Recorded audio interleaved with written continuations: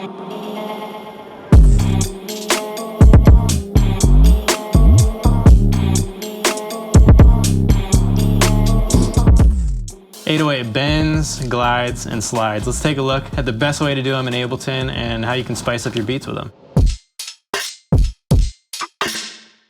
I tend to think about 808 glides and slides in the same breath as like a guitar solo, right? Like, would you rather hear 3 notes that was like, or, you know what I mean? Probably neither of those, so I just stopped playing. But this is why it's good to do this, you know, it adds more expressiveness and emotion. Well, the same thing can be applied to your 808s. So what we're gonna do is get a nice 808 sound, like that one, nice and deep. Slow down the attack a little bit. I like to slow down the release too to make sure it doesn't cut off so immediately. So now what I like to do is get a tuner out, and this is really good practice for any 808 sample that you use, because a lot of them are gonna be out of tune, they're gonna be in the wrong key, and when you press C, it may or may not actually be a C note. So we can see it's about 10 cents sharp, so I'm gonna go to controls, and then I'm gonna detune it by 10 cents down. So it kind of lands on the right note, okay? The other thing to think about is go back to the sample tab on the top, and then what you gotta do is change the voices to 1 so that it's monophonic, because otherwise, you know, you'll have multiple bass notes playing at the same time. It sounds terrible. All right, so I've got a little loop here, and it's pretty ridiculous, that we're gonna add some cool 808 slides to, so let's see.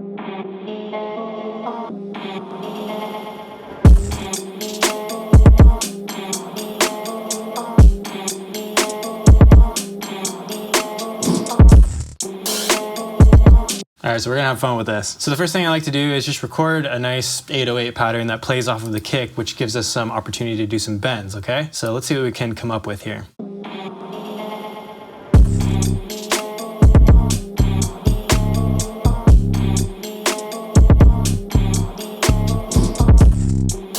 You know, something like that. And all you have to do with this method is play the same note over and over again. You don't need to play different notes because you can bend into them if you want to. But here's where it gets really cool. So if you just double click your MIDI clip and then you go to the top right tab here for the note expression and you click a note, it sort of highlights the note that you're in, and it shows you that you can start adding points of automation within the clip for the pitch bend, right? So if I want to add a clip here and do some pitch bending, it's all within the same clip. Now, one thing you gotta make sure to do is turn the grid back on, because the second you go over to the top right tab, it turns off the grid for some annoying reason. So I'll just press Command 4 and turn it on to 8th notes. And now what happens is when I click here and add another point of automation, it starts snapping to the notes, which is perfect. It's exactly what we want. And we can go as high as like 48 semitones. I'm not sure why you'd need anything higher than that, but here's where it gets even better though. You can use the scale mode right here. And let's say we're in, I think this is close to F minor. So all of the highlighted purple regions are the notes in F minor that we can use. So now there's no real guesswork. When you're in the piano roll, you can tell exactly where it is that you're trying to bend to.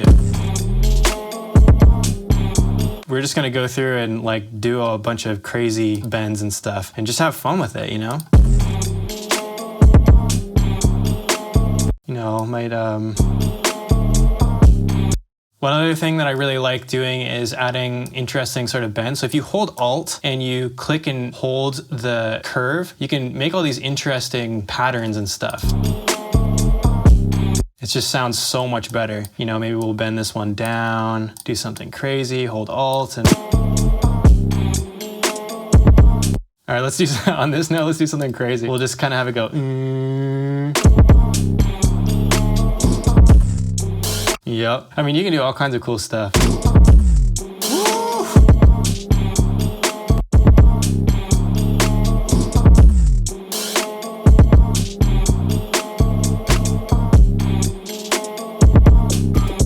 You know, you can even make like crazy vibrato bends and stuff, and it's all snapped, and it makes it, it's just so easy. I love it. All right, so this is what I came up with here. Check it out.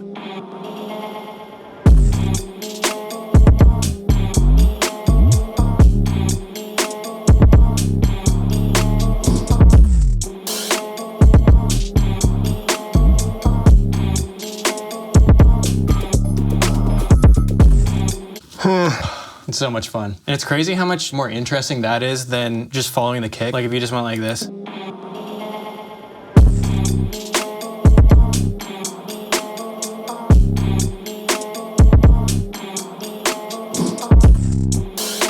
I mean, it's still pretty hard, but I just think it's so much more interesting when you do all these bends.